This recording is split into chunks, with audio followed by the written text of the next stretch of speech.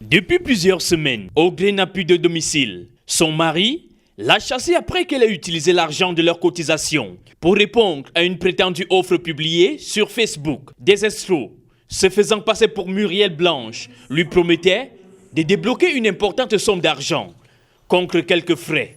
L'argent a disparu, tout comme son foyer. Oui, c'était la négociation de mon mari que j'ai pris. Et ce que je suis dehors parce qu'il a demandé que si je ne restitue pas son argent, je n'entre plus dans sa maison. Donc jusqu'à présent, je suis sans domicile fixe. Je me bats comme je peux pour avoir encore cet argent. Comme Audrey, de nombreux Camerounais tombent chaque année dans le piège de la cybercriminalité. Et même les personnes dont l'identité est usurpée se retrouvent confrontées aux conséquences de ces arnaques. On peut voir l'impact sous différents angles, parce que moi aussi ça m'affecte psychologiquement de savoir qu'il y a des personnes très vulnérables aujourd'hui qui tombent dans le piège de ces malfaiteurs. Pour briser l'isolement des victimes et de mieux les accompagner, plusieurs organisations ont lancé le programme Bouclier numérique.